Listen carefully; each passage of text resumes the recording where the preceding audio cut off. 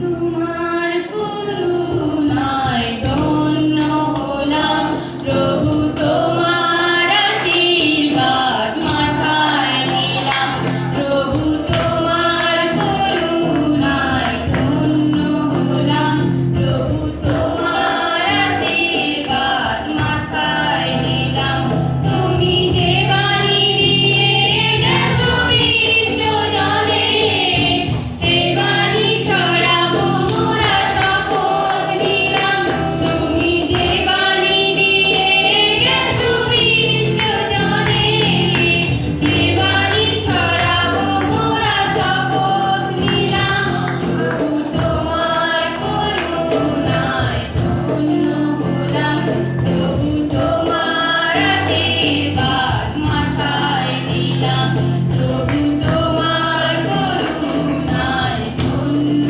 হলাম প্রভু তোমার আশীর্বাদ মাথায় নিলাম আজি অন্তরে যে ব্যথা পাইনি সারা সে ব্যথা সয়েছিলে তুমি নীরবে আজি অন্তরে যে ব্যথা পাইনি সারা সে ব্যথা সয়েছিলে তুমি নীরবে মুক্তির সূর্য তুমি যে যিশু মুক্তির সূর্য তুমি যে যিশু তোমার আলোয় মোরা মুক্তি পেলাম তোমার করুণায় ধন্য হলাম প্রভু তোমার আশীর্বাদ মাথায় নিলাম প্রভু তোমার করুণায় ধন্য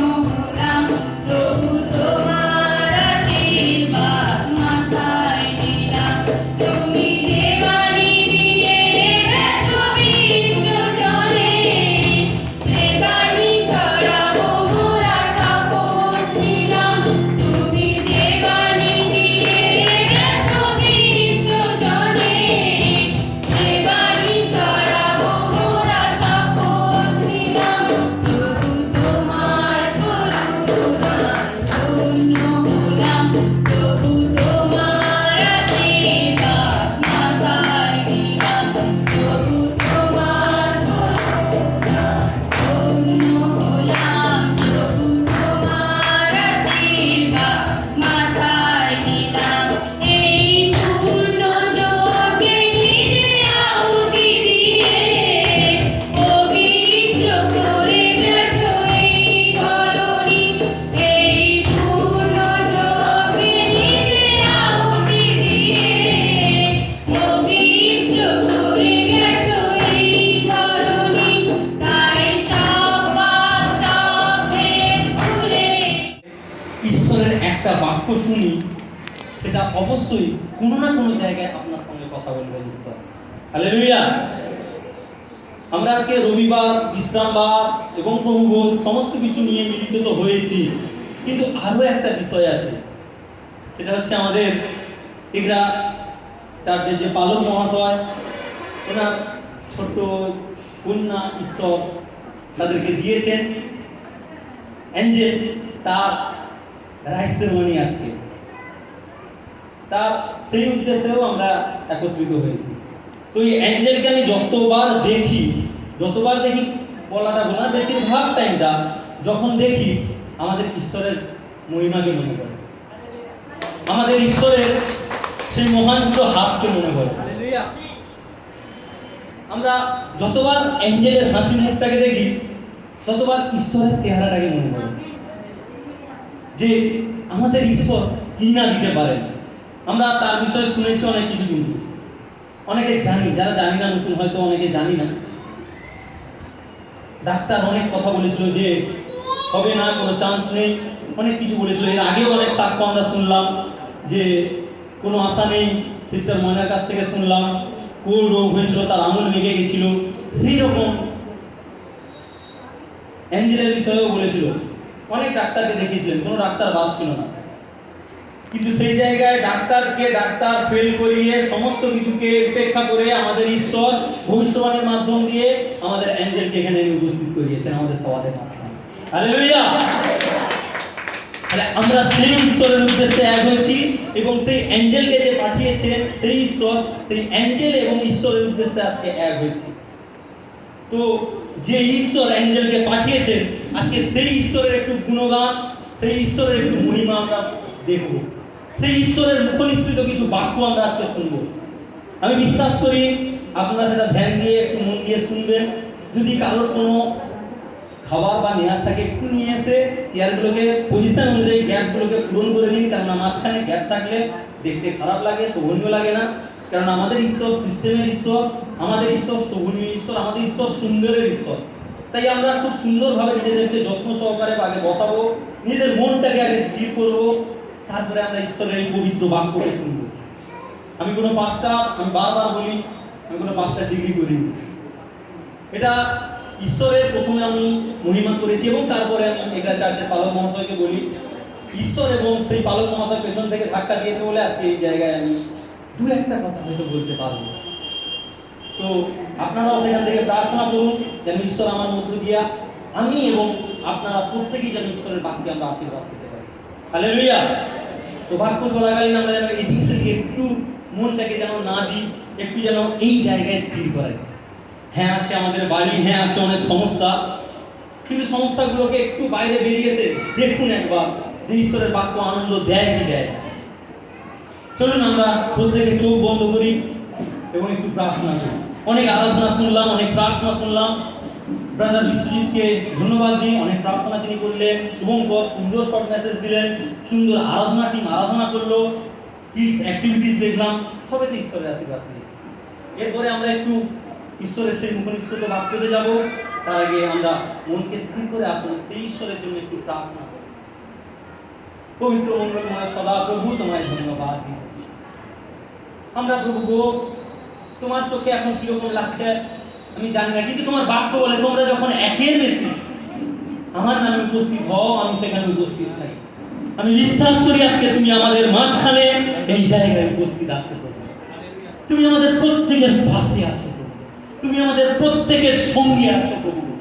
তুমি আমাদের সেই সর্বযুগের প্রোটেকশন দিয়ে রেখেছো। আজকে যে বাক্য বলবো বলবো, কোনো যোগ্যতা আমার ছিল না, কোনো যোগ্যতা আমার ছিল না এই জায়গায় দাঁড়িয়ে কোনো কথা বলবো প্রভু। কত নগণ্য ছিলাম, কত ক্ষুদ্র ছিলাম প্রভু। সেই জায়গা থেকে তুমি নিয়ে এসে প্রভু গো তোমার এই বাক্য বলার সুযোগ করিয়ে দিয়ে প্রভু গো, তার জন্য ধন্যবাদ। আজকে যে প্রোগ্রাম অনেকে প্রভু গো, কেউ হয়তো রান্না করছে, কেউ হয়তো সবজি কাটছে, কেউ জুতো সরাচ্ছে, কেউ দেখে আনছে প্রভু গো, এবং কেউ এখান থেকেও কিছু মেসেজ তোমার উদ্দেশ্যে দিচ্ছে প্রভু। আমি বিশ্বাস করি প্রত্যেকের সঙ্গে তুমি আছো, প্রত্যেককে তুমি একইভাবে ভালোবাসো। আমি বিশ্বাস করি এই বাক্যের মাধ্যমে প্রভু আমাদেরকে শ্রোতা নয় কার্যকারী করবে। আমরা যেন তোমার কার্যকারী এক একজন যেন কাণ্ডারি হতে পারি প্রভু। যিশু নামে এক একজনের মনকে তুমি পরিবর্তন করবে প্রভু। আজকে তোমার এই মুখনিসৃত বাক্য দিয়ে প্রভু ধন্যবাদ প্রভু। আমি বিশ্বাস করি প্রভু তুমি আমার পাশে আছো, তুমি আমার হৃদয় অন্তরে থেকে প্রভু তোমার পবিত্র আত্মা দিয়ে তুমি চালনা করো।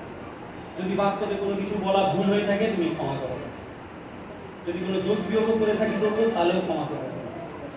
ধন্যবাদ দিই। প্রার্থনা শ্রবণ করলে, কার্য করলে প্রার্থনা একমাত্র ত্রাণকর্তা, মুক্তিদাতা, উদ্ধারকর্তা নাসরীয় যিশু তোমার নামে চাই।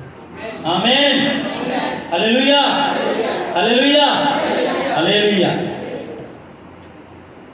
তো প্রথমে আমি বলবো এ বাক্য একবার নয়, আমি দুবার প্রচার করছি। এটা প্রথমে এই বাক্য যখন তৈরি করি আমি নিজের জন্য একবার প্রচার করেছিলাম ঘরের মধ্যে।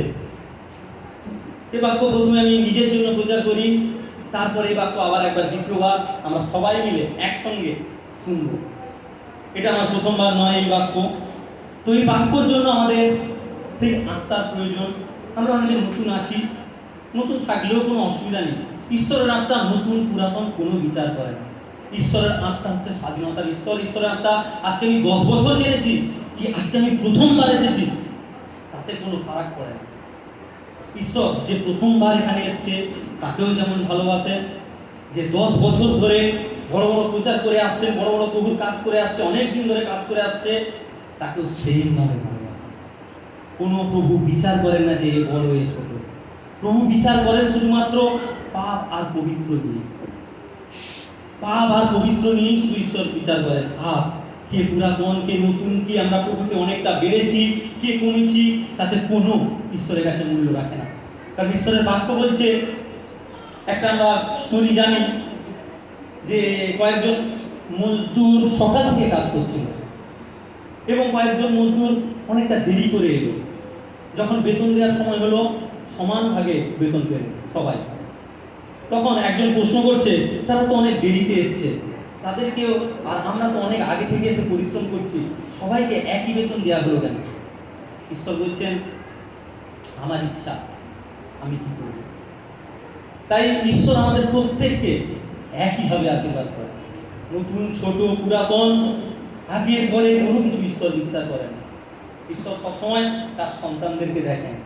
আর ঈশ্বর তখনই আনন্দ হয় যখন তার সন্তানরা তার উদ্দেশ্যে একত্রিত হয়, তার উদ্দেশ্যে যখন আরাধনা করে, তার উদ্দেশ্যে যখন তার নামকে নিয়ে আনন্দ করে, মহিমা করে, জমায়েত করে, তখন ঈশ্বর আনন্দ পায়। Hallelujah, hallelujah. আমি বিশ্বাস করি প্রত্যেকে মায়েরা যারা আমরা পুরাতন, আমরা জানি হালেলুয়া আমেন বলবো। হালেলুয়া মানেও আমরা জানি, আমেন মানেও আমরা জানি। এই ওয়ার্ডটা বলতে যেন আমরা মিস না করি।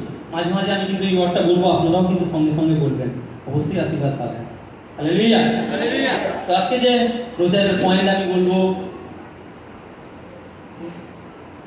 আত্মিক জীবনের তত্ত্বাবধান, spiritual life maintenance. Spiritual life আমাদের কিভাবে মেইনটেনেন্স করতে হয়। আমরা প্রত্যেকে প্রায় এখানে আগে একবার না একবার হয়তো ঈশ্বরে গিয়েছি, হয়তো এখানে আসিনি, কিন্তু এবার চার্চে গেছি। কতজন আমরা গেছি? হাত তুলিতে একবার, মানে একবার হলেও আমরা এগরা চার্চে উপস্থিত থেকেছি। কতজন আমরা এগরা চার্চে একদিন হলেও উপস্থিত ছিলাম? বা অনেকেই, প্রায় 90% প্রায়। তো আমি বিশ্বাস করি যে আত্মিক জীবন বলতে আমরা তার মানে বুঝি যে আত্মিক জীবন কাকে বলে। আমরা বিশ্বাসী, আমরা বিশ্বাস করি ঈশ্বরকে, কিন্তু ঈশ্বর প্রভু যিশু এখন হয়তো আমাদের নেই, কাছে নেই। জীবন দিয়েছেন তিনি, এখন নিরন্তর ঈশ্বরের কাছে প্রার্থনা করছেন, কিন্তু আমাদেরকে একজন সহায়ক তিনি দিয়ে গেছেন। তিনি হচ্ছেন পবিত্র আত্মা, এবং সেই পবিত্র আত্মা এখন আমাদের সঙ্গে আছে। তখন তো ঈশ্বর পাশে থাকতো, তখন তো ঈশ্বর সঙ্গে সঙ্গে চলতো, কিন্তু এখন ঈশ্বর যে সহায়ককারী দিয়ে গেছেন, তিনি আমাদের অন্তরে থাকেন, তিনি আমাদের ভিতরে থাকেন, তিনি আমাদের রক্তের সঙ্গে মিশে থাকেন, তিনি আমাদের নিঃশ্বাসের সঙ্গে মিশে থাকেন।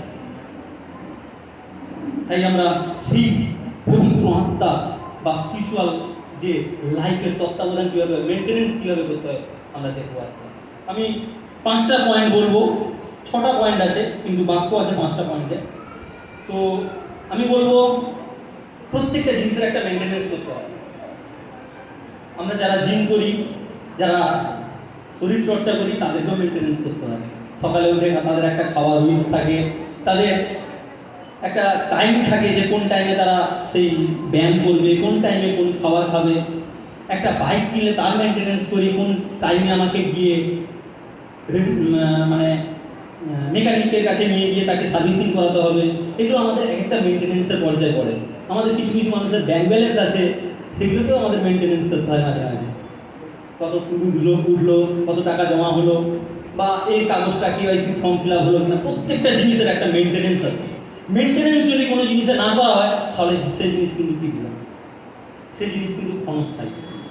আজকে সেই রকম ভাবে প্রভুতে চলতে গেলেও একটা মেনটেনেন্স লাইফ দরকার, আত্মিক মেনটেনেন্স। এবং সেই আত্মিক জীবন আমাদের সেই ঈশ্বর যে দিয়ে গেছেন, সেই আত্মিক জীবন আমরা কিভাবে রক্ষা করে চলবো, আজকে আমরা একটু দেখব। আমরা কতজন সেই শোনার জন্য প্রস্তুত? আমরা প্রত্যেকে শোনার জন্য প্রস্তুত? Hallelujah, hallelujah, hallelujah, hallelujah. নিজের জন্য অ্যাপ্লাই করার এই বাক্য, তারপরে আমি এখানে বলার জন্য মানে মনস্থির করেছি। তাই আজকে সেই আমাদের দৃষ্টিভঙ্গি, একজন বিশ্বাসী হয়ে আমরা প্রভু যিশুকে জেনেছি, আমরা হতে পারি আজকে প্রথমবার এসেছি, তা হলেও আমাদের দৃষ্টিভঙ্গি কেমন হওয়া দরকার তা আমরা দেখব। তার জন্য আমি একজন যদি মাইক্রোফোন নিয়ে বাক্যগুলো করতে সাহায্য করেন তাহলে ভালো হয়। আমি সিস্টার স্বপ্নাকে বলি, এখানে চেয়ার নিয়ে এসেও বসে বলতে পারি, বাইবেল নিয়ে এসে।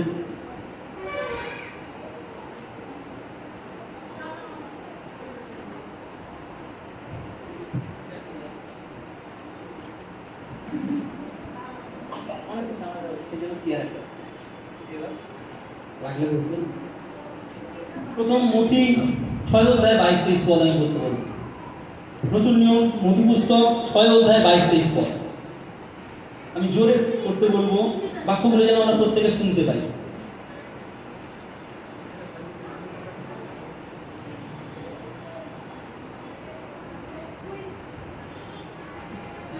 শরীরের প্রদীপ, অতএব তোমার চক্ষুর যদি সড়ক হয় তবে তোমার সমস্ত শরীর দীপ্তিময় হইবে, কিন্তু তোমার চক্ষু যদি মন্দ হয় তবে তোমার সমস্ত শরীর অন্ধকারময় হইবে। অতএব তোমার আন্তরিক দীপ্তি যদি অন্ধকার হয়, সেই অন্ধকার কত বড়। আমেন। চক্ষু শরীরের দীপ্তি দেয়। সেই চক্ষু আমাদের শরীরের একটা অঙ্গ। সেই চক্ষু কি কাজ করে? দৃষ্টি দেয়। এটা ঈশ্বর বাক্য কি বলছে? চক্ষু হচ্ছে শরীরের প্রদীপ। এই পুরো শরীরকে আলো দেয় হচ্ছে এই চক্ষু। চোখ আমাদের এই শরীরকে আলো যোগায়। বলছে এই চোখ যদি সঠিক থাকে তবে কি আমাদের এই শরীর আলোময় হবে। আর যদি চোখ মন্দ কথা বলে বা চোখ দ্বারা যদি আমরা কোনো কিছু করে থাকি, তাহলে আমাদের শরীর অন্ধকারে পরিণত হবে। তাহলে আমাদের আজকে এই চোখ দিয়ে কি করা দরকার? আমরা যারা ঈশ্বরকে জেনেছি এবং যারা জানি না, আজকে প্রথমবার জানছি, আমরা এই চোখকে কোন কাজে ব্যবহার করব? পথে ঘাটে চলতে 23 পত্র করতে বলবো। কিন্তু তোমার চক্ষু যদি মন্দ হয় তবে তোমার সমস্ত শরীর অন্ধকারময় হইবে। অতএব তোমার আন্তরিক দীপ্তি যদি অন্ধকার হয়, সেই অন্ধকার কত বড়। অন্ধকার ছোট নয়, কিন্তু যে চক্ষু দিয়ে আমরা মন্দ কাজ করছি, সে চক্ষু দ্বারা যে মন্দ হয়ে যায়, সে মন্দ কিন্তু ছোট নয়। সে মন্দ জগৎ বহুত বড়। কিন্তু আমরা হয়তো মন্দ জগৎকে দেখতে পাই না, আমরা সমস্ত জগৎটাকেই ভালো মনে করি, সমস্ত কিছুটাকেই আমরা আলো মনে করি, কিন্তু আলোর মাঝখানেও কিছু কিছু অন্ধকার আছে। কিছু কিছু এমন কিছু বিষয় আছে যা আমার শরীরকে অন্ধকারে নিয়ে যায়। তো আজকে আমরা সেই অন্ধকারের দিকে যাব, নাকি ঈশ্বর যে জ্যোতি, ঈশ্বর যে আলো, সেই আলোর দিকে আমরা এগোবো? আমরা অবশ্যই সেই অন্ধকারকে ফেলে আলোর দিকে এগোবো। তারপরের বাক্য আমি করতে বলবো 2 শমূয়েল 11 অধ্যায় 2 পদ।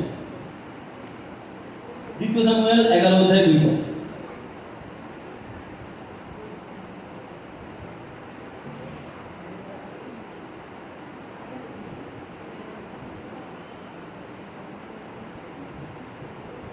এখানে আমি কিন্তু দৃষ্টিভঙ্গির কথা বলছি।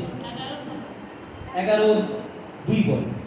একদা বৈকালে দাউদ শয্যা হইতে উঠিয়া রাজবাটির ছাদে বেড়াইতেছিলেন, আর ছাদ হইতে দেখিতে পাইলেন যে একটি স্ত্রীলোক স্নান করিতেছে। স্ত্রীলোকটি দেখিতে বড়ই সুন্দর ছিল। একদা বিকালে দাউদ নামক এক রাজা ছিল, আমরা জানি। সে রাজা কি করছে? যুদ্ধ জয় করে এসেছে, ছাদে পায়চারি করছে, ছাদে ঘোরাঘুরি করছে, ফ্রি টাইম স্পেন্ড করছে, ফ্রি টাইম কাটাচ্ছে। কাটাতে কাটাতে তার চোখ পড়লো একজন মহিলার দিকে। তিনি স্নান করছিলেন, তার চোখ সেই দিকে পড়লো। তো সেই সময় তার চোখ পড়ে উঠলো, সেটা অতীব সুন্দর। সেটা তাকে তার সেই চোখ দ্বারা জানতে সাহায্য করলো যে হ্যাঁ, সেই জিনিসটা খুব সুন্দর। বাইবেলে দাউদের যদি আমরা স্টোরি দেখি, তিনি কোন জায়গায় ছিলেন আর ঈশ্বর কোন জায়গায় নিয়ে গিয়ে দাঁড় করিয়েছেন, সেটা আমরা অনেকে জানি। তিনি একদম ক্ষুদ্র নগণ্য ছিলেন। তিনি ভাইদের কাছেও যোগ্যতা তার ছিল না, বাড়িতে কোনো তার সম্মান ছিল না, কিন্তু ঈশ্বর তাকে 66টা লড়াইয়ে জয়লাভ করান। 66টা লড়াইয়ে জয়লাভ করানোর পর তিনি রাজার সিংহাসনে বসেছেন। আর সেই রাজা যুদ্ধ জয় করে ছাদে পায়চারি দিচ্ছেন। কি কাজ করছেন? না, ফ্রি টাইম কাটাচ্ছেন। নিজের উদাসীনতা, নিজের মধ্যতা নিয়ে, মানে নিজে একটা ফ্রি টাইম আমরা কাটাই না, এখন রিল্যাক্স টাইম এরকম করি না, দাউদ সেরকম কাটাচ্ছে। আর তার চোখ কিন্তু মন্দ জায়গায় গিয়ে পড়েছে।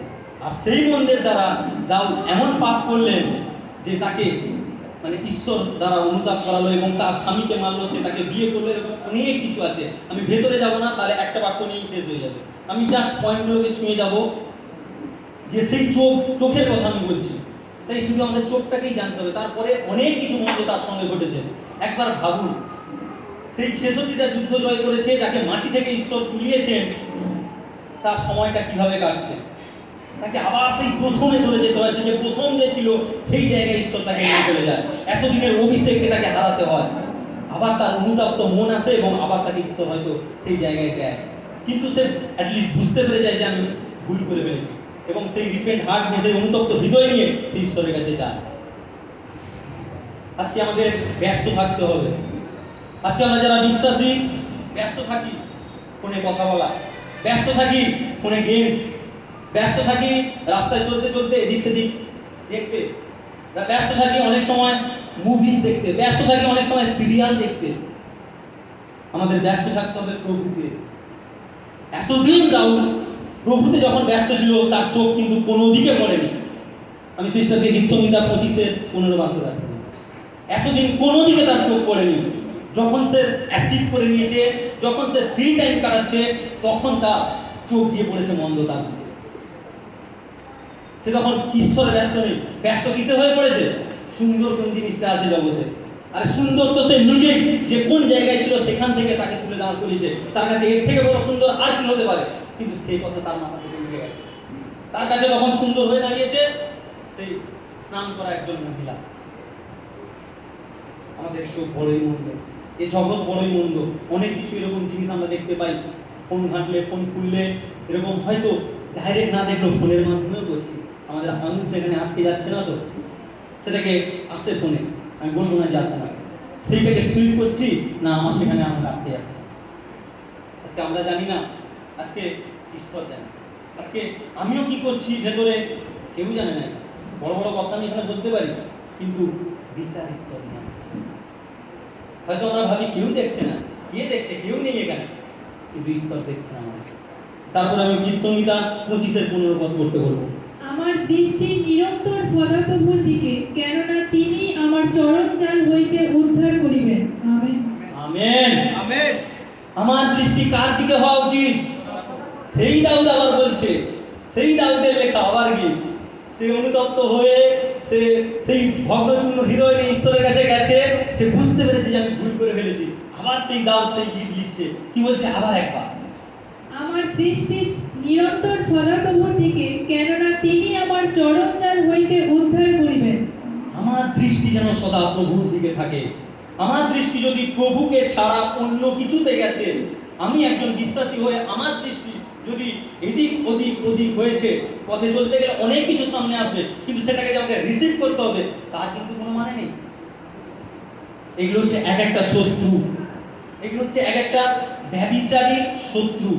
এগুলো আমরা হাতের দ্বারা লড়াই করে পারবো না, এগুলো আমাদেরকে আত্মিকভাবে লড়াই করতে হবে। এগুলো হচ্ছে একটা আত্মার শত্রু, ব্যভিচার। এর থেকে অনেক কিছু, চোখ দ্বারা অনেক কিছু হতে পারে। ভালো বাড়ি দেখেছি, আমাকেও করতে হবে। তার অনেক কিছু পোশাক দেখেছি, আমাকেও সেই পোশাকটা কিনতে হবে।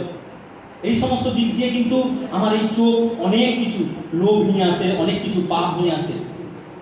আর তার দ্বারা আমাদের যে আত্মা আছে ভেতরে, আমরা শরীর দেখতে পাচ্ছি খুব সুন্দর দাঁড়িয়ে আছে, কিন্তু ভেতরে একটা আত্মা নামক যে ঈশ্বরের গিফট আমাদেরকে দিয়ে রেখেছেন ঈশ্বর, পবিত্র আত্মা নামক, সেই গিফটকে আমরা ছোট করছি, সেই গিফটকে আমরা আপাইজ করে দিচ্ছি। পঙ্গু জানেন তো, পঙ্গু, সেই পবিত্র আত্মাকে না আমরা ভেতরে পঙ্গু করে দিচ্ছি।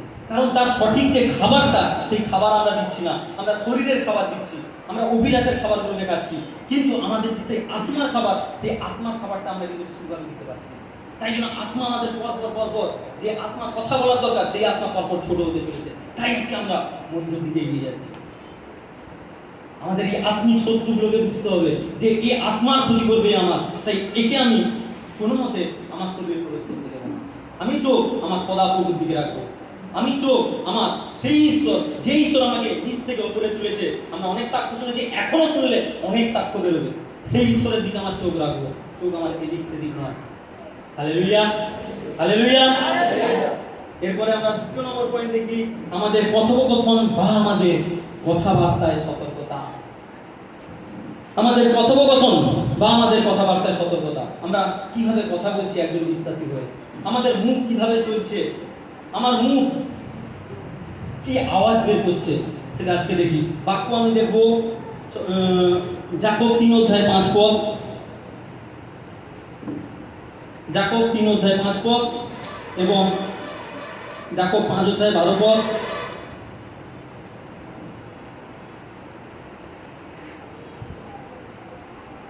আমার কথাবার্তা, আমার মুখ কোন দিকে যাবে?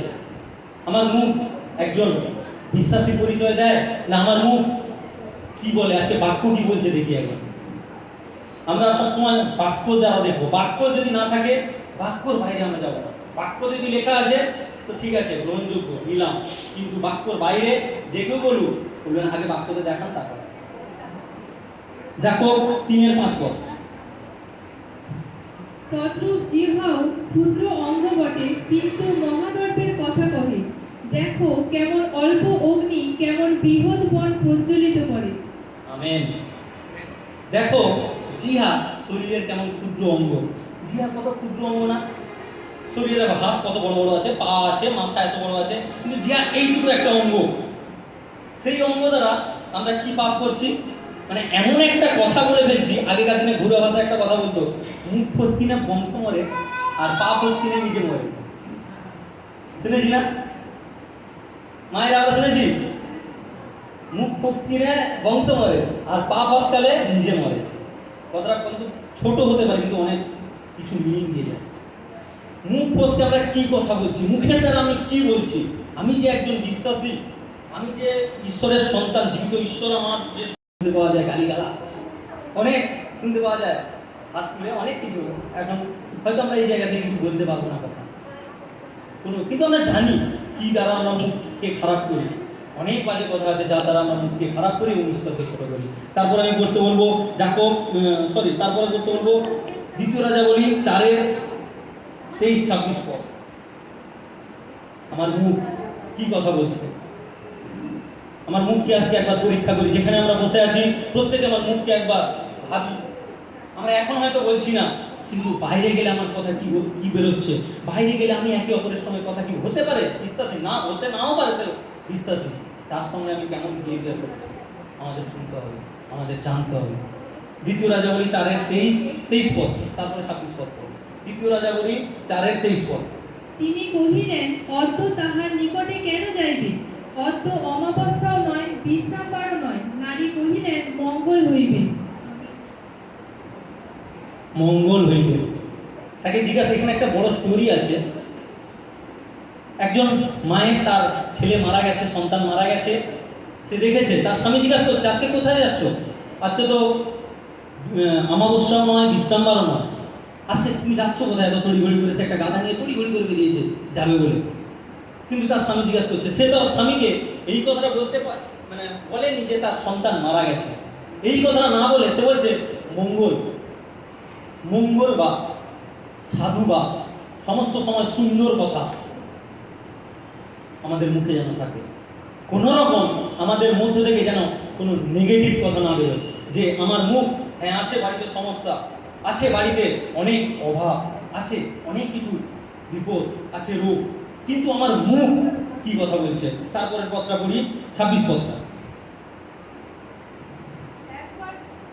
একবার দৌড়িয়া গিয়া উহার সহিত সাক্ষাৎ করো আর জিজ্ঞাসা করো, আপনার মঙ্গল, আপনার স্বামীর মঙ্গল, বালকটির মঙ্গল। তিনি উত্তর করিলেন, মঙ্গল। আমেন।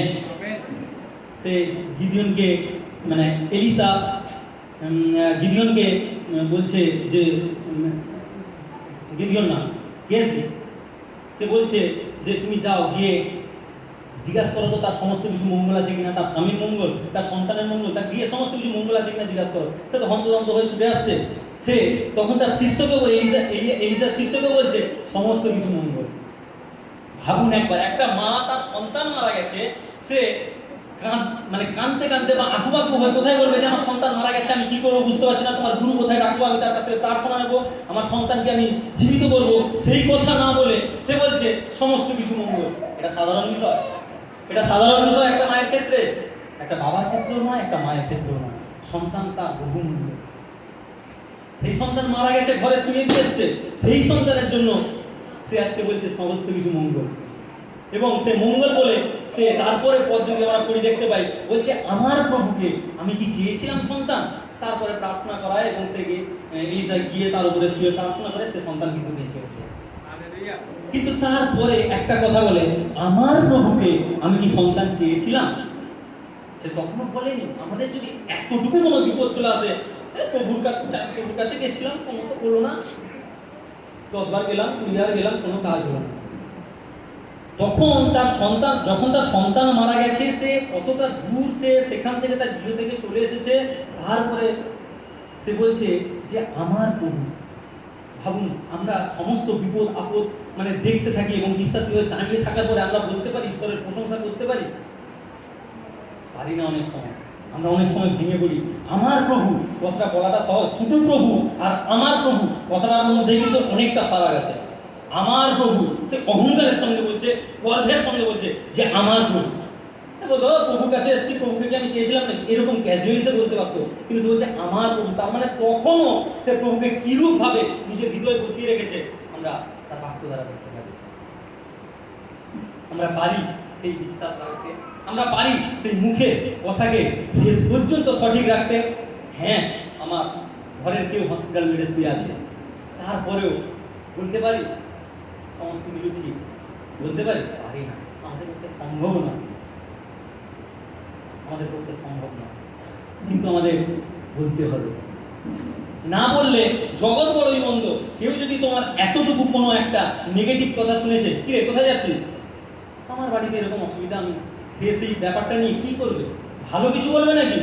সামনাসামনি হয়তো ভালো কিছু বলবে, কিন্তু পেছনে কি বলবে, তারপরে না এইরকম এত বড় বিপদ হয়ে গেছে, প্রভুর কাছে যে যিশুর কাছে কি লাভ হয়েছে দা, তার এইরকম সে পেছনে কিন্তু ঠাট্টা হবে, কোনো আপনার কথার কোনো মূল্য দেবে না। তাই আমিও অনেক সময় লোকের কাছে বলতাম, অনেক দুঃখ প্রকাশ করতাম, ব্যবসা কেমন চলছে? ব্যবসা মোটামুটি। না, ব্যবসা আমার ভালো চলছে, ব্যবসা আমার ঈশ্বরের, তাই আমার ব্যবসা ভালো চলছে। আমার ব্যবসা রক্ষণাবেক্ষণের দায়িত্ব আমি ঈশ্বরকে দিয়েছি, আমার ঈশ্বর ভালো চলছে। তার মানে আমার মুখে যেন সর্বদা মঙ্গল থাকে। কোনো লোক আপনার এসে মঙ্গল করে দিয়ে যাবে না, একমাত্র ঈশ্বর ছাড়া। আমি একে কাঁদনা মানে কি নাকি কান্না, ব্যবসা ভালো চললো চলছে, সেরকম তো না হয়েছে কম ইনকাম, তাও বলুন ভালো। আমার ব্যবসা ব্লেসড, আমার ব্যবসা আশীষিত, আমার ব্যবসা ঈশ্বর দিয়েছে, তাই এই ব্যবসাকে আমি সর্বদা প্রেম করব, কারণ এই ব্যবসা ঈশ্বর দিয়েছে। কাঁদার যদি প্রয়োজন হয়, কোনো কথা যদি বলার প্রয়োজন হয়, চলে যান বন্ধ করে, দরজা বন্ধ করে ঈশ্বরের সঙ্গে কাঁদুন।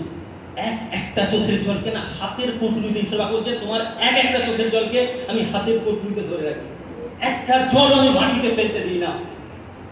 আমরা সেই ঈশ্বরের কাছে আজকে এসেছি, আমরা সেই জীবিত ঈশ্বরের কাছে এসেছি। আজকে যে আমি বলছি, আজকে যে আপনি বলছেন, প্রত্যেকের পাশে আপনার ঈশ্বর বসে আছে। Amen, hallelujah, hallelujah, hallelujah, hallelujah. সেই ঈশ্বরের আমরা মহিমা করতে এসেছি। আজকে আমরা যদি কাঁদতেই হয়, নচেত কাঁদতে যদি হয়, কাঁদার প্রয়োজন নেই, ঈশ্বর জানেন আপনার সমস্ত কিছুটা। আমরা বাচ্চা অনেক সময় কেঁদে ফেলি, ঈশ্বরের কাছে আমরা সত্যি বাচ্চা, যে যত বয়স হয়ে যাক না কেন, মৃত্যু পর্যন্ত আমরা ঈশ্বরের কাছে বাচ্চাই থাকি, কেননা তিনি আমাদের মা, তিনি আমাদের বাবা।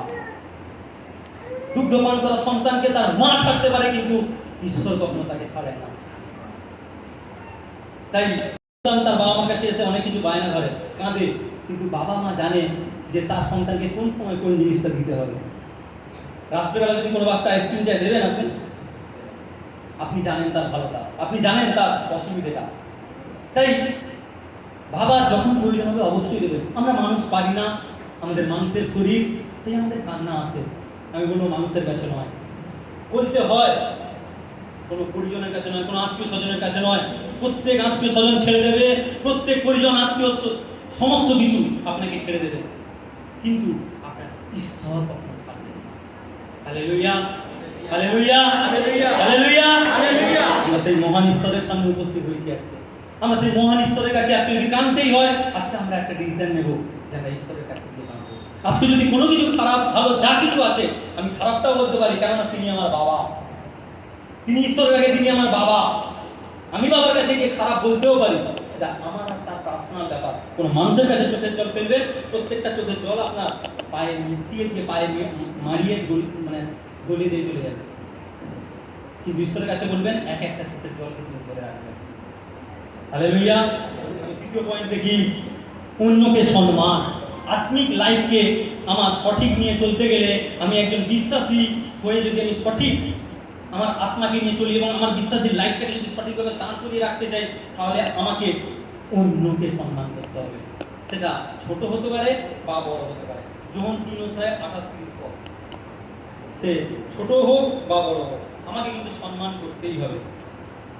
নতুন নিয়ম যোহন 3:28-30 পদ। অন্যকে সম্মান, ছোট হোক বা বড় হোক, সে যে কেউ হতে পারে।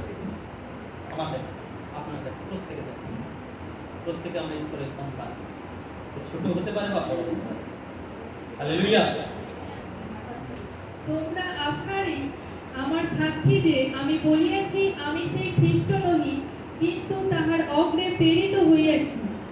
যে ব্যক্তি কন্যাকে পাইয়াছে সেই বর, কিন্তু বরের মিত্র যে দাঁড়াইয়া তাহার কথা শুনে সে বরের রবে অতিশয় আনন্দিত হয়। অতএব আমার এই আনন্দ পূর্ণ হইল। উহাকে বৃদ্ধি পাইতে হইবে, কিন্তু আমাকে হ্রাস পাইতে হইবে। আমেন। আমেন। এখানে একটা ছোট্ট ঘটনা আছে, ছোট্ট করে বলি, অনেকটাই চলে এসেছে বাবা। তো প্রভু যিশু এক জায়গায় ব্যাপটিজম দিচ্ছে, তার বন্ধুরা যোহনকে এসে বলছে, আরে আপনি তো ব্যাপটিজম দিতেন, কিন্তু সেই যে খ্রিস্ট সে সেখানে ব্যাপটিজম দিচ্ছে, আপনি জানেন না? এরকম একটা লাগান ভাগান করতে এসেছে। কিন্তু যোহন সেখানে বলছে যে আমার প্রভু বৃদ্ধি পাক আর আমি পরপর হ্রাস পাই। আজকে আমাদের মনে জ্বলন হয় অনেক সময়, আজকে আমাদের অনেক সময় ছোট মানে অনেককে ছোট আমরা চিন্তা ভাবনা করি, মানে একজন খুব বেড়ে গেলে উঠে গেলে আমাদের অনেক জ্বলন হয়। কিন্তু এখানে যোহনকে কি বলছে? যোহনকে যখন এই বার্তা নিয়ে এসেছে প্রভু যিশুর উদ্দেশ্যে, প্রভু যিশু যে ব্যাপটিজম দিচ্ছে সেই কথা বলতে এসে প্রভু যিশুকে বলছে তো সে বৃদ্ধি পাক আমি হ্রাস পাই। এখানে দেখুন দুজনকে কেমন ভাবে বুঝছে। প্রভু যিশু কিন্তু সেই যোহনের কাছ থেকে কিন্তু ব্যাপটিজম নিয়েছে। সেই ঈশ্বর পুত্র, সে বলতে পারতো আমি ঈশ্বরের পুত্র, আমার হাতে সমস্ত কিছু ক্ষমতা, আমি কিনা সেই যোহন যে একজন সাধারণ শিষ্য হয়েছে আমার, তার হাতে আমি ব্যাপটিজম নেব? সে কিন্তু তা বলেন, সে তার হাতে ব্যাপটিজম নিয়েছে। এবং তারপরে প্রভু যিশু যখন ব্যাপটিজম দিচ্ছে, যোহন বলতে পারতো যে আমি তো সবার প্রথম এখানে ব্যাপটিজম সিস্টেম চালু করেছি, আমি না দিয়ে আমাকে সামনে না রেখে সে কি করে ব্যাপটিজম দিচ্ছে? কিন্তু না, সে প্রভুকে উত্তর সে বৃদ্ধি পাক আর আমি হ্রাস হই। কথা বলতে পারি আমরা যে হ্যাঁ, সে ঈশ্বর তাকে দিয়েছে, সে ভালো, কোনো অসুবিধা নেই, আমি তো আমার জায়গায় আনন্দিত আছি, এই কথাটা বলতে পারি?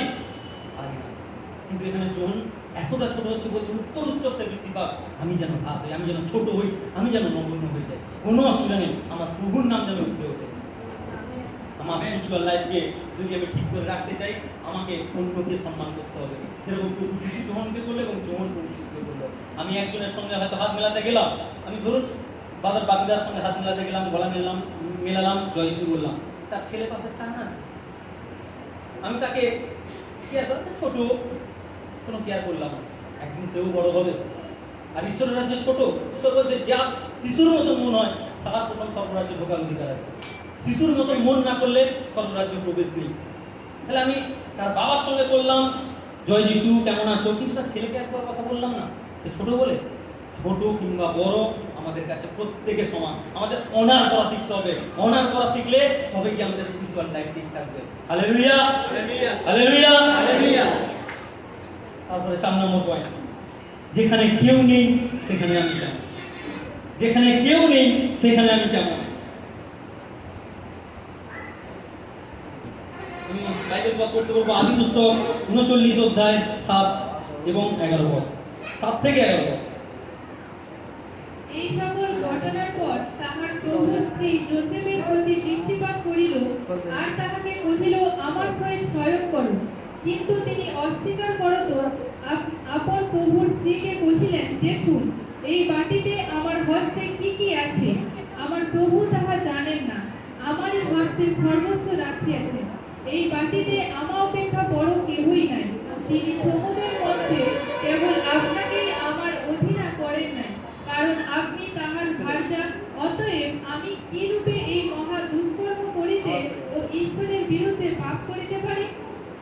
আমেন। Hallelujah, hallelujah. আমরা যোসেফকে জানি। যোসেফের লাইফ আমরা দেখতে গেলে একটা ট্র্যাজেডিক লাইফ। যোসেফের স্টোরি আমরা অনেকে জানি। তার ভাইয়েরা স্বপ্ন দেখেছিল বলে প্রথমে তাকে বোকা দেয়, তারপরে তাকে গর্তে ফেলে ফেলে দেয়, তারপরে বিক্রি করে দেয়। বিক্রি করার পরে সে পটিফারের স্ত্রীর ঘরে থাকে, পটিফারের ঘরে থাকে, এবং তারপরে কেসটা আমি আসছি। সে একজন ঈশ্বরের সন্তান। তাকে প্রথম কি করছে, তার ভাইরা গর্তে ফেলে দিচ্ছে। তারপরে কি করছে, অন্য রাজ্যে বিক্রি করে দিচ্ছে। তারপরে লোকের ঘরে কাজ করতে যাচ্ছে। তো সেই কাজ করতে গিয়ে যে পটিফার যার বাড়িতে আছে, তার স্ত্রী, সেই মানে যৌবন, সেই ছেলে তারা সে তৃপ্ত লাভ হতে চাইছে। বলছে এখানে কেউ নেই, তুমি আমার সঙ্গে সম্পর্ক করো। যোসেফকে বলছে। যোসেফ সেই জায়গায় কোনো সম্পর্ক না করে, কোনো কিছু না করে বলছে আমার ঈশ্বর দেখছে, এবং আমাকে যে রাজা যিনি পটিফার রেখেছেন, তিনি এই বাড়ির সমস্ত কিছু দায়িত্ব আমাকে দিয়েছেন। তাকে এড়িয়ে এবং আমার ঈশ্বরকে এড়িয়ে আমি কোনো কিছু কাজ করতে পারি না। তার ভয় কিসের ছিল? সে ভয় কিসে পেয়েছিল? বিশ্বাসী আজকে আমি বলতে চাই, মায়েরা, ভাইরা, আমরা অনেক সময় লোকের সামনে এলে, মানুষের সামনে আছে, কে কি ভাববে, প্রেজ দ্য লর্ড, হালেলুয়া, আমরা অনেক কিছু বলতে থাকি। রবিবার সানডে এসছে, সব সোজা হয়ে গেছে। সানডে থেকে মন্ডে, টিউসডে, ওয়েডনেসডে চলছে সব। আবার সানডে, আবার সোজা। কেউ দেখছে? এখানে চাষ অনেকে দেখছে। তাই আমাদের লাইফ এরকম হয়ে গেছে, কেউ নেই মানে আমি সমস্ত কিছু করতে পারি। কিন্তু এখানে যোসেফ, তার বয়স তখন সম্ভবত 18, এক্সাক্ট আমি বলতে পারছি না, সম্ভবত মানে খুবই ইয়ং বয়স। সেই সময় একজন খুব সুন্দরী নারী তার কাছে যাচ্ছে, কেউ নেই ঘরে অথচ, কিন্তু সে কার ভয় পাচ্ছে? সে ঈশ্বরের ভয় পাচ্ছে, যে ঈশ্বর আমাকে দেখছে। সে ঈশ্বরের ভয় তাকে কাবু করে রেখেছে। ঈশ্বরের ভয়তে সে নিজেকে গুটিয়ে রেখেছে। সে সেই পাপ কাজ থেকে নিজেকে গুটিয়ে রেখেছে। আজকে আমরা বিশ্বাসে পারি কেউ না থাকলে নিজেকে সেই ঈশ্বরের বাক্যে বেঁধে রাখতে। আমাদের স্পিরিচুয়াল লাইফ অনেক জায়গা থেকে নষ্ট হয়ে যায়। আমরা নিজেদের বিশ্বাসে অনায়াসে বলে ফেলি, খুব সহজে আমরা বলে ফেলি। কিন্তু বিশ্বাসী বলার পরে আমাদের একটা ট্র্যাক থাকে, আমাদের একটা লাইন থাকে। বিশ্বাসী হয়ে আমরা যে ট্রেনে উঠেছি, সেই ট্রেন খুবই ভয়ঙ্কর। কিন্তু সেই ট্রেন লাইনে আছে তো ঠিক আছে, আর ট্রেন একবার লাইনে না থাকলে তার দুর্ঘটনা আমরা প্রত্যেকদিন দেখতে পাই। আমরা বিশ্বাসী নামে যদি সেই ট্রেনে উঠেছি, তাহলে আমার ট্রেনকে আমি লাইনে রাখবো। কতজন আমরা ট্রেনকে লাইনে রাখতে চাই? আমার এই ট্রেন, আমার এই শরীরকে। কতজন আমরা সেই ঈশ্বরের যে ট্রেন, ঈশ্বরের যে লাইন, সেই লাইনে আমার এই গাড়িকে যেন বসিয়ে রাখতে পারি। তাহলে কি আমরা সেই বন্ধ থেকে বেরোতে পারবো? না হলে কোনোভাবে কোনো শক্তি নেই যে আমাদেরকে বের করাবে। একমাত্র ঈশ্বরের ভয় আছে যে আমাকে তার কাছ থেকে, মানে সেই পাপ থেকে আলাদা করতে পারে। একমাত্র সেই ঈশ্বর। ঈশ্বরের বাক্য ছাড়া আমরা কোনোভাবেই সেই জায়গা থেকে বেরিয়ে আসতে পারি না। এটা খুব সহজ ব্যাপার নয়। আজকালকার দিনের ছেলেদেরকে আমরা দেখি, আমার মধ্যেও ছিল, আমি বলবো না পবিত্র, কিন্তু আমার মধ্যেও ছিল। আজকে ঈশ্বরের বাক্য যত জানছি, তখন মনে ভয় আসছে, তখন আমরা ভয়তে থরথর একটু হলে করছি। কিন্তু সেই ভয় আমাদের ঈশ্বরের দিকে নিয়ে যাবে। কিন্তু আমরা যদি ভয় না পেয়ে যদি আমরা সেই মন্দতার পথে চলি, ঈশ্বরের বাক্যকে জেনেছি, জীবিত বাক্যকে জেনেছি, তারপরে যদি আমাদের ভয় না কাজ করে, ভয় কাজ করতো যদি ঈশ্বর বলতো সঙ্গে সঙ্গে তোর একটা চোখ নষ্ট হয়ে যাবে, যদি এরকম বলতো, তাহলে ভয় কাজ করতো। আমরা তো দেখতে পাচ্ছি না, আমরা ঈশ্বরের কাজ করে দেখছি। আমরা তো অন্তিমকালে কবে কি হবে কে জানে, যবে আসবে আসবে, এখন তো ভালোটা নিয়ে, এখন তো এটা ভালো লাগছে, মানসিক ভালো লাগা, এই সমস্ত জিনিস মানসিক ভালো লাগাকে নিয়ে যদি আমি চলছি, তাহলে কিন্তু আমি খুবই মন্দতার মধ্যে আছি। তাই মানসিক ভালো লাগাকে ছেড়ে আমাকে কিন্তু সেই ঈশ্বরের দিকে যেতে হবে। আর আমি লাস্ট পয়েন্ট বলবো, তার লাস্ট পয়েন্ট আমার থাকে এইটুকুই, পরে কখনো সময় দিতে হবে। তো আমি আজকে বলতে চাই যে স্পিরিচুয়াল লাইফ আমাদের যদি সঠিকভাবে রাখতে হয়, তাহলে আমাদের কথা ঠিকভাবে বলতে হবে, তাহলে আমাদের নিজেদেরকে ব্যস্ত রাখতে হবে প্রভুতে, যাতে আমরা ব্যস্ত রাখতে হবে প্রভুতে যখন সে ফ্রি হয়ে গেছিল, প্রভু থেকে যখন সে ফ্রি হয়ে গেছিল দাউদ, তখন তার চোখ পাপে গিয়ে পড়েছিল। তাই আমরা প্রভুতে যেন ব্যস্ত থাকি, প্রভুর বাক্যে যেন ব্যস্ত থাকি, প্রভুর হৃদয়কে নিয়ে যেন চলি, আমার কথাবার্তা যেন প্রভুর কথাবার্তা হয়, আমার লাইফ যেন একটা আত্মিক লাইফ হয়। এইরকম ভাবে মেনটেনেন্স না করলে আমার আত্মিক লাইফ একদিন কবে পড়ে যাবে আর আমি কবে প্রভু থেকে দূরে চলে যাব আমরা নিজেও টের পাবো না। আমরা বলছি খুব ভালো হবে, আমি বিশ্বাসী, আমি দাঁড়িয়ে আছি, কবে যে পায়ের মাটি নড়বড়ে হয়ে গেছে, কবে যে পাথর থেকে বালি হয়ে গেছে আমরা জানতে পারবো না। তাই আজকে আমি এই মুহূর্তে পাস্টার মহাশয়কে ডাকবো এবং এই বাক্য আমরা যা করলাম সেই বাক্য অনুসারে যদি তিনি প্রার্থনা করতে চান বা যা কিছু আমার টেন্সি করছে তাকে ডাকবো। আমার সময় অনেক বয়ে গেছে, আর বেশি কিছু নয়, ঈশ্বর বাক্যে আশীর্বাদ করেও চলে গেছে।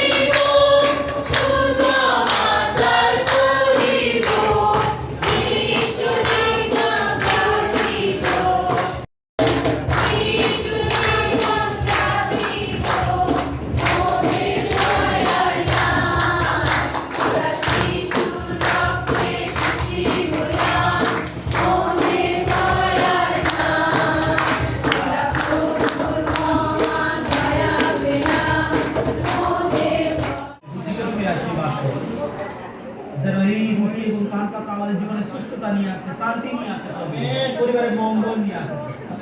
বিশ্বাস করলাম প্রভু হৃদয়কে প্রস্তুত করবে। পিতা পুত্র পবিত্র আত্মা আমাদের প্রভু যীশু খ্রিস্টের নামে এই প্রার্থনা চাই, আমেন।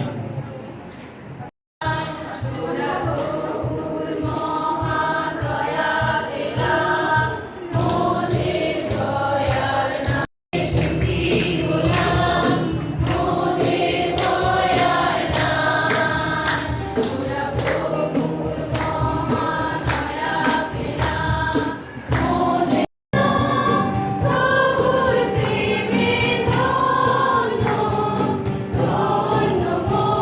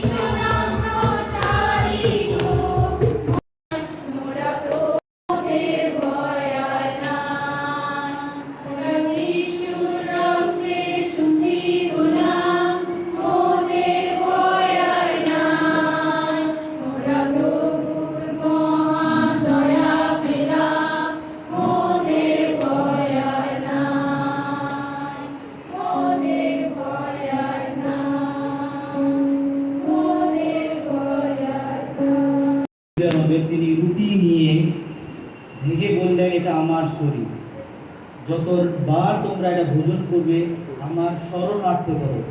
যিশু মরেছে কেন? আমাদের পাপের জন্য। এখন আমরা সমাজে দেখছি অত্যাচার, অবিচার, চারিদিকে মানুষ চলছে, জাস্টিস করছে।